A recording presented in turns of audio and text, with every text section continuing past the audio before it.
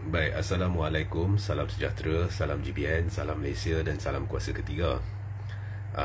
Jadi jika audio dia jelas, sila mesej dan maklumkan kepada saya sebab saya tidak boleh hari ini bercakap dengan lebih kuat. Okey. Jadi baru-baru ini, tak silap saya 2 hari yang lepas, Anwar telah membuat satu kenyataan. Setelah isu Nurul Izzah dilambung-lambung dan memang jelas ianya nepotisme. Anwar memberi alasan pihak yang memberikan kontrak berbilion atau ratusan juta kepada anak atau menantu atau kroni ketika mereka berkuasa tidak wajar menyuarakan bantahan berhubung pelantikan Nurul Izzah. Okey. Jadi saya nak komen benda ni. Okey. Baik. Pertama sekali, sebelum saya komen terus berhubung dengan kenyataan Anwar, perlu kita ingat berdefinisi nepotisme tepat dengan apa yang berlaku. So saya dah jelaskan kenapa pelantikan Nurul adalah nepotisme. Anda boleh scroll ke bawah dan rujuk video di mana saya mempersoalkan Rafizi Ramli nak perbodohkan siapa. Okey. Jadi saya tidak ingin ulang benda tu. Apa yang saya ingin beritahu di sini sebelum saya menjawab kenyataan Anwar adalah Anwar sudah terlibat secara sah, secara hitam putih, buktinya dalam gejala nepotisme dan kronisme sejak 90-an lagi ketika bergelar Menteri Kewangan. Sebenarnya perkara ini didedahkan oleh tak lain tak bukan Tun Mahathir pada Perhimpunan Agung UMNO tahun 1999. Okey, pada ketika itu Ketua Pemuda UMNO adalah Datuk Seri Dr. Ahmad Zahid Hamidi. Jadi Zahid menyeru dalam Perhimpunan Agung 1999 tu agar gejala nepotisme, rasuah dan kronisme dihapuskan. Walaupun Zahid tak namakan sesiapa, tetapi semua orang tahu dia tengah memberi serangan halus terhadap Tun Dr. Mahathir Mohamad yang pada ketika itu bergelar Datuk Seri, dan serangan ini disokong oleh Anwar. Jadi demi menegakkan kebenaran, Mahathir membuat satu kejutan. Tiba-tiba keesokan harinya di dalam surat khabar rasmi, surat khabar tempatan, dia terbitkan senarai semua penerima pelbagai kontrak kerajaan, peluang penswastaan dan peruntukan khas Bumiputera bagi ekuiti tersenarai awam. Tahu tak saudara-saudari, bukan hanya nama kroni-kroni Anwar yang terlibat, nama ayah Anwar, abang Anwar serta nama Zahid muncul dalam senarai itu. Ramai kroni Anwar, tetapi kroni satu hal. Ini bukti hitam putih yang Mahathir sudah terbitkan. Kroni satu hal, nama ayah, abang Anwar ada di situ dan nama Zahid ada di situ. Jadi saya berhenti seketika, khususnya golongan muda. Cuba tanya abang ke, ayah ke, emak ke yang dah umur 30-40 ke atas, khususnya 40 ke atas, mereka akan ceritakan kepada anda kesahihan dakwaan saya hari ini. Okey.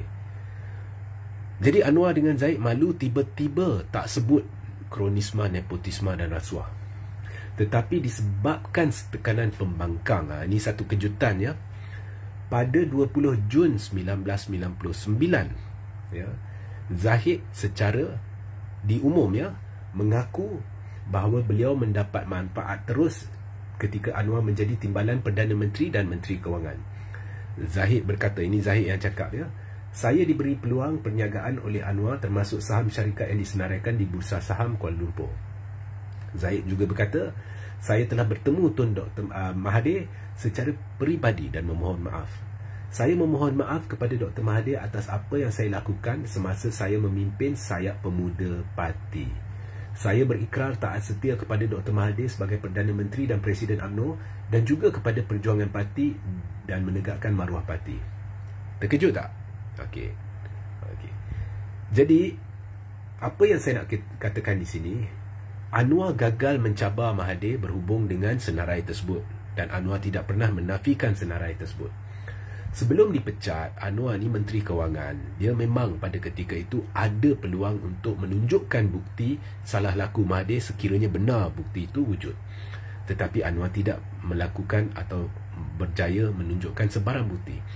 Sebaliknya, Tun Dr. Mahathir Mohamad telah membuktikan secara hitam putih bahawa Anwar terlibat secara terus dalam gejala nepotisme dan kronisma. Dalam erti kata lain, mereka yang menuduh Mahathir, iaitu Anwar dan Zahid, mengamalkan nepotisme dan kronisma sendiri, ya, tetapi mereka menuduh Mahathir.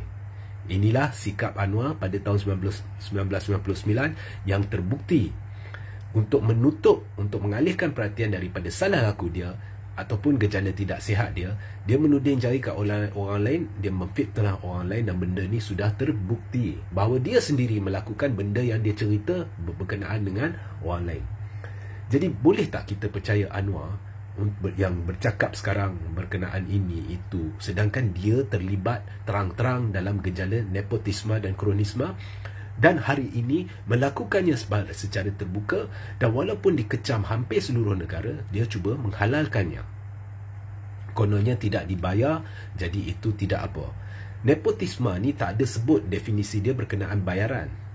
Nepotisme ni fungsi khusus menekankan kepada pelantikan itu sendiri, kerana pelantikan itu memberi ruang kepada salah laku kuasa. Anwar cakap, ya, anak dia tidak akan lakukan kesalahan rasuah dan sebagainya. Kalau setakat Anwar cakap tu sudah boleh menjadi kitab suci, yang maknanya ayat dia tu memang benar dan dia bercakap betul. Maknanya bila PH dulu tuduh Rosmah melakukan ini, melakukan itu, kalau Najib, berapa kali Najib keluar dan kata Rosmah tidak melakukannya, ya, tetapi PH tak terima. Jadi sekarang buat apa kita terima Anwar, pengesahan Anwar? Oh, Anwar cakap anak dia tidak akan buat ni, tak akan buat itu, kita kena percaya. Jadi kita semua boleh berlapang dada begitu. Hakikatnya pelantikan itu telah menafikan ramai rakyat Malaysia yang lebih berkelayakan jawatan itu. Jadi Anwar telah mengutamakan ahli keluarga, dan urusan rasmi Nurul melibatkan kaki tangan yang dibayar wang rakyat, ya. Banyak lagi yang telah saya ceritakan, malah gandengan ahli-ahli keluarga memudahkan lagi berlaku salah guna kuasa. Okey. Tetapi apa yang lebih menarik ialah kenyataan Anwar. Jadi kalau kamu lakukan kesalahan, jangan membantah. Maknanya secara tidak langsung Anwar memberitahu, kalau anda lakukan kesalahan dulu, jangan bantah bila saya lakukan nepotisme. Secara tidak langsung dia mengaku, ya.